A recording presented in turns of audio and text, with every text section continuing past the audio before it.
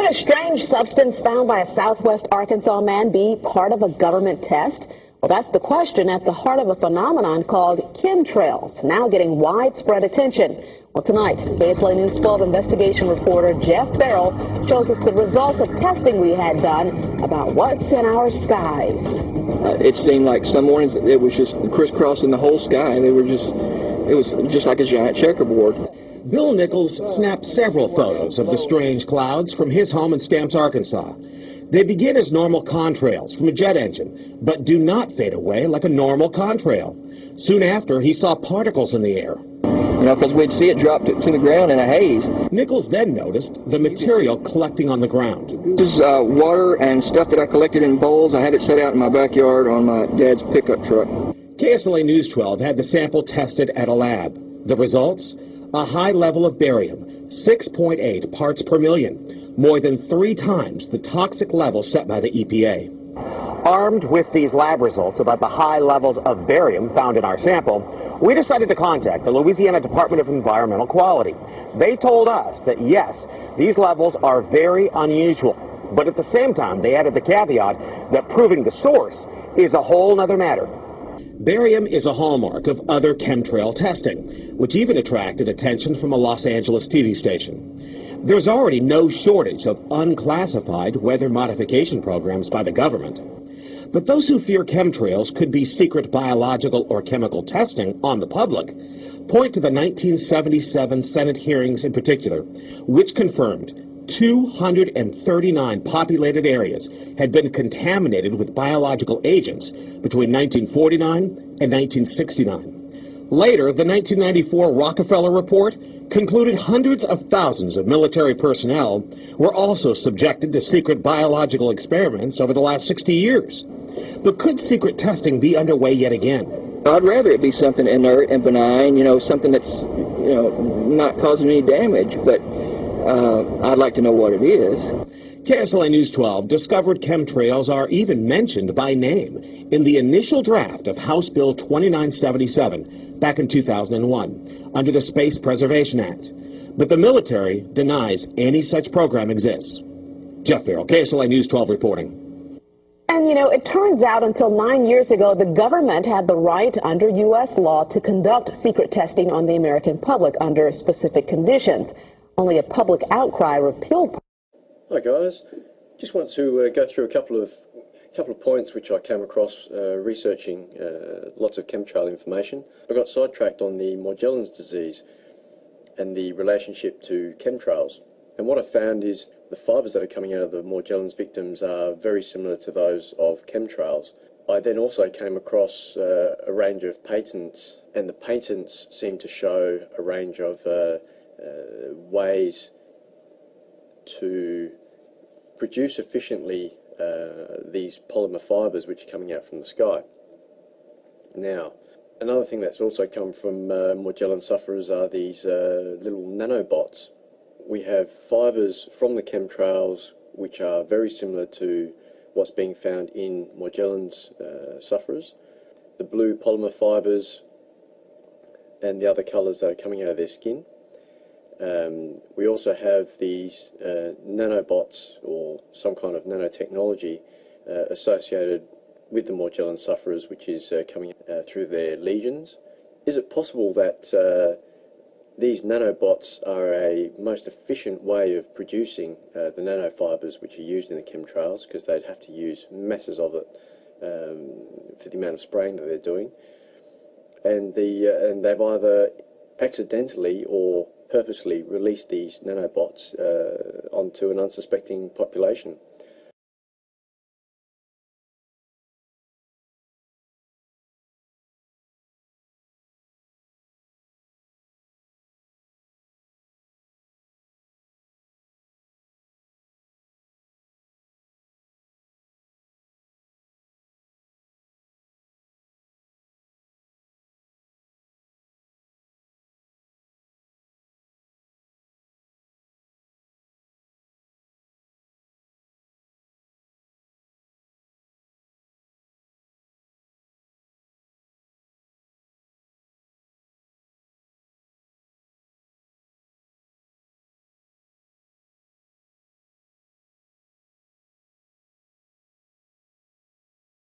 One is leaving a big stripe,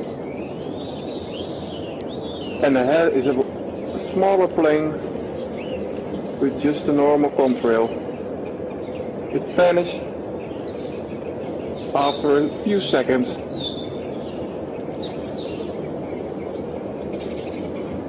No chemicals or whatsoever.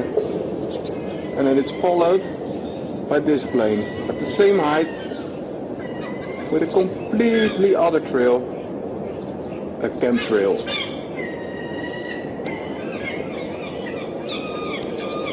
These trails are gonna stick until it's become a big cloud like you see behind these new stripes. There goes the little one without chemicals, and here's one with chemicals. Strange, huh?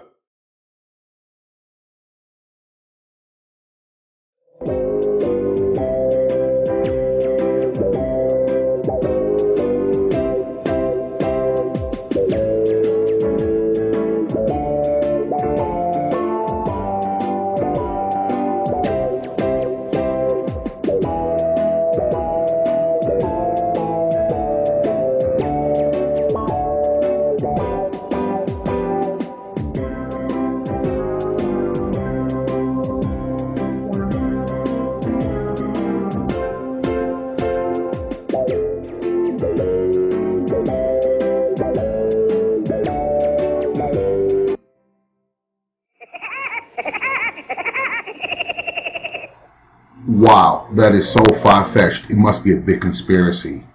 No, not really. This is a conspiracy. Or is it?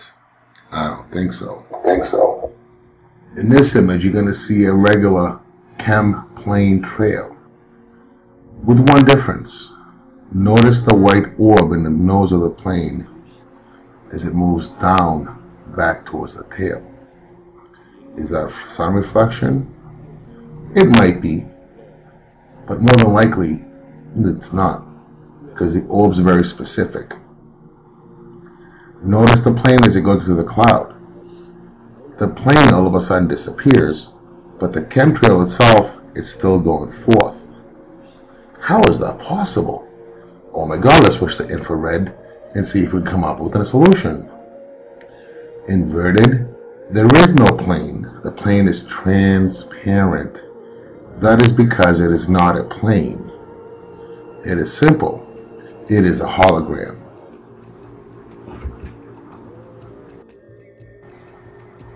Now in this image, there is snapshots and there is also moving video. You will see a plane in the sky. It is not laying a chemtrail or a contrail. However, do mermaids fly? This tail switches from a normal looking plain tail to a mermaid tail. It must be a hologram. Let's see. What else can we do to confirm this fact? There's a good picture. There's a nice mermaid picture of a plane. It is also transparent. You can see the clouds behind it. Okay?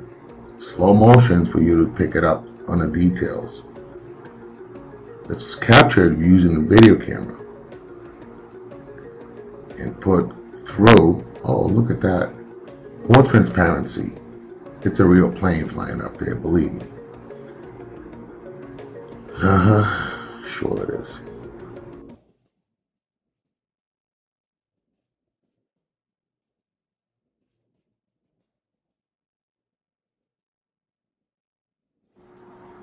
Wow, look at that face right there. It's going to go right into it. There's the mouth, the nose, the eyes. That's pretty cool. But that's a real plane still flying. A transparent plane. Don't be fooled.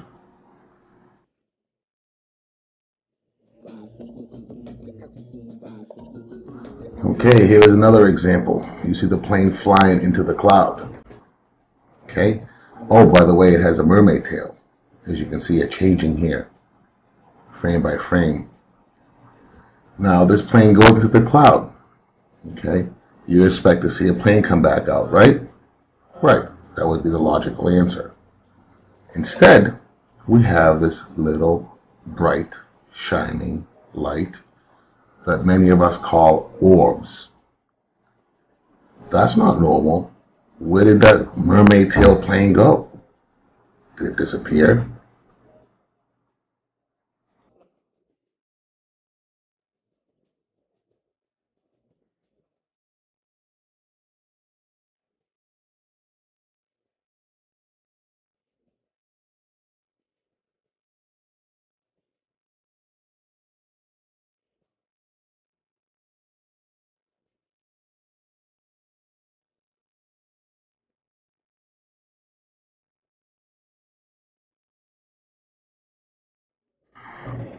And here is the final example of an orb, plane, hologram, whatever you want to call it.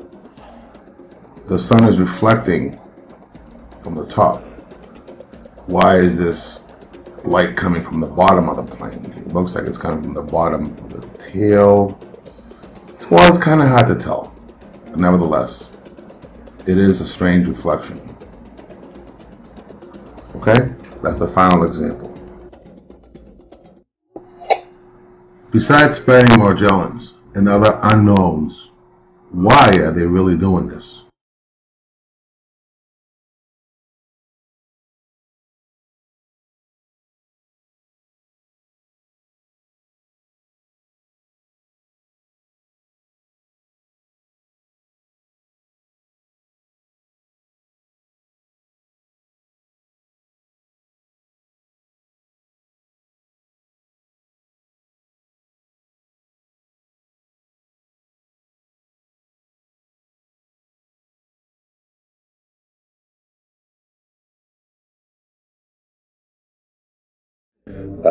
Smaller amounts of the chemical perhaps would give us people like Adolf Hitler or Charles Manson or Jeffrey Dahmer. The God gene is not science fiction, it's science fact.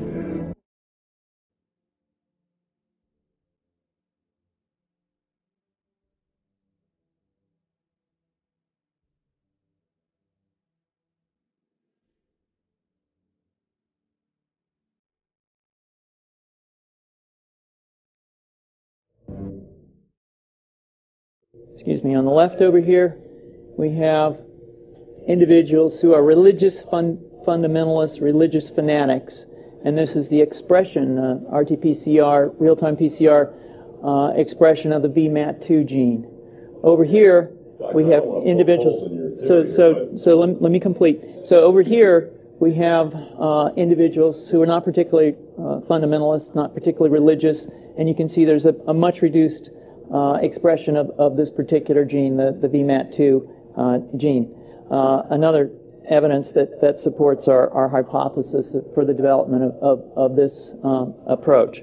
What you see here is by spreading this virus, we're going to eliminate individuals from donning on a bomb vest and going into a market and blowing up the market. So our hypothesis is that these are fanatical people, that they have overexpression of the VMAT2 gene, and that by vaccinating them against this, we'll eliminate this behavior. So we have some very, very remarkable data in this next slide. Here we have two brain scans. These are fMRIs. These are two different individuals with different levels of expression of VMAT2. On top is an individual who's a religious fanatic, an individual, and we've repeated this numerous times, that has high levels of VMAT2. Now, this individual down here who had low levels of the VMAT2 gene, this individual would self-describe as not particularly religious. In each case, these individuals were read a religious text. This individual lit up the right middle frontal gyrus, shown here, and that's a part of the brain that's associated with theory of mind. It's a part of the brain that has to do with intents and beliefs and desires. In marked contrast, here's an individual who would not particularly self-describe as religious, and when they're read a religious text, what you see is that this part of the brain called the anterior insula lights up. This is a part of the brain that's associated with disgust or displeasure on hearing something. So you're suggesting I take a CT scan with me when I'm evaluating people to determine whether to put a bullet in their head? The data that I'm presenting here supports the concept that we're proposing, and I think that we would not propose to do CT scans or fMRIs on individuals out in the hinterlands of Afghanistan. The virus would immunize against this VMAT2 gene, and that would have the effect that you see here, which is it's essentially to turn a fanatic into a normal person. And we think that will have major effects in the Middle East. How would you suggest that this is going to be dispersed? The aerosol?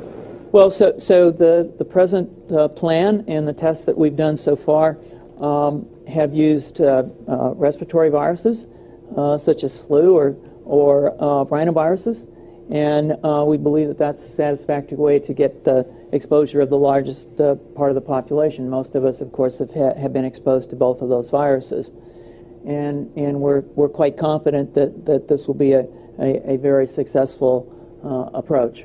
This is fascinating. What's the name of this proposal? Yeah, so the name of this project is FunVax, which is the vaccine for religious fundamentalism. And you have a proposal already? The proposal has just been submitted, and I think that the data that I have shown you today would support the development of this project, and we think it has great promise.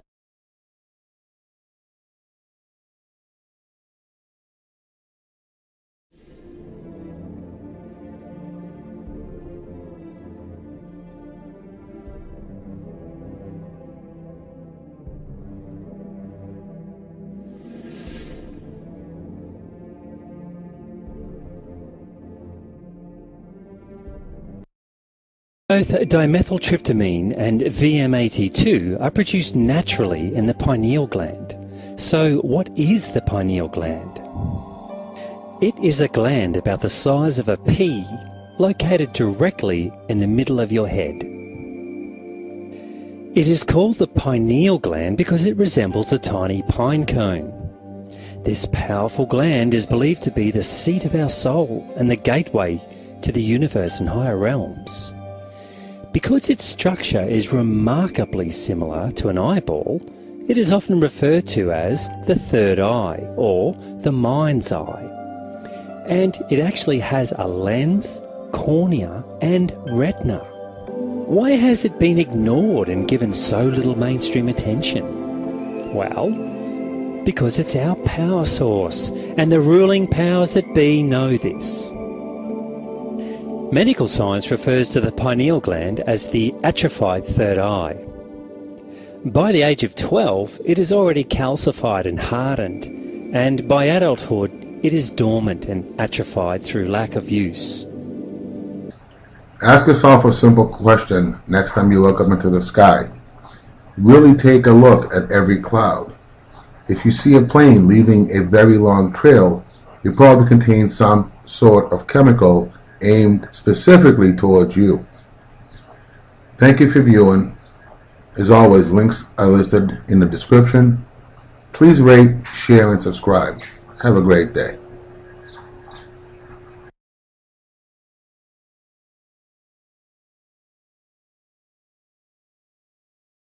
Armed with these lab results about the high levels of barium found in our sample, we decided to contact the Louisiana Department of Environmental Quality. They told us that yes, these levels are very unusual, but at the same time they added the caveat that proving the source is a whole other matter. Barium is a hallmark of other chemtrail testing, which even attracted attention from a Los Angeles TV station. There's already no shortage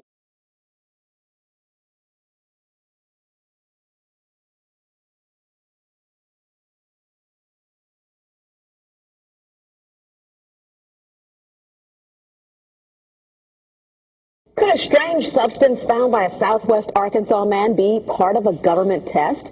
Well, that's the question at the heart of a phenomenon called chemtrails, now getting widespread attention. Well, tonight, soon after, he saw particles in the air. You know, because we'd see it drop to the ground in a haze. Nichols then noticed the material collecting on the ground. This is water and stuff that I collected in bowls. I had it set out in my backyard on my dad's pickup truck. KSLA News 12 had the sample tested at a lab. The results? A high level of barium, 6.8 parts per million, more than 3 times the toxic level set by the EPA. Shortage of unclassified weather modification programs by the government.